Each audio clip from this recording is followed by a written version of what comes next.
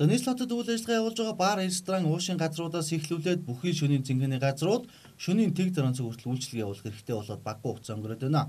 Энэ нэг талаасаа бизнесийн үйл ажиллагаа явуулж байгаа аж ахуй нэгжүүдэд дэмжсэн тогтоол гэж харж болох ч нөгөө талдаа архи согтруулах хундаг шөнийн цагаар ихэвчлэн зарж орлуулж байгаа нь архинаас үүдэлтэй хэрэг зөрчил гэмтэргийн гаралт өсгөхөд нөлөөлж байгааг албаны хэлсэргэмээ.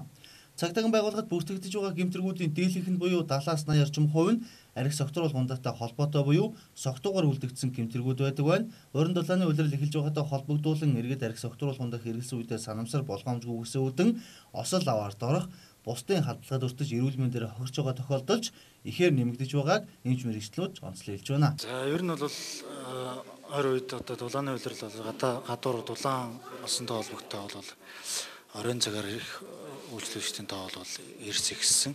За үүнд ерөнхийдөө согтуугаар ахын ослоод за автоослоод ер нь их ирж байгаа. За бас ахын төлөгдөлтүүд бас их ирж байгаа. Согтуугаар хэрэг төгт холбогдсон гэмтэж бэрцсэн хүмүүсийн тоо эрс ихссэн. Ялангуяа орой үдши бол ихсдэг. Автосл согтуугаар автомашин жолоодсон автосл хийсэн тус бол хүнд хүмүүс ирдэг. За ер нь бол дулааны улиралд бол хөдөө гадаа хүмүүс явж байна, найр наадам их болж байна. Тэгээ гадаад дулаахан болохоор бас хүмүүс гадуурд төрөх явж байгаа учраас бас гэмтлийн тоо бол гэмтэж ирж байгаа хүний тоо бол эрсгэж байгаа. Самнасаа бусдыг дийлдэг сархад гихч хорлолт эдэнээс шалтгаалаад иргэд осол аваарт орж амнасаа алдаж байгаа харамсалтай тохиолдлууд цөөнгүй байна.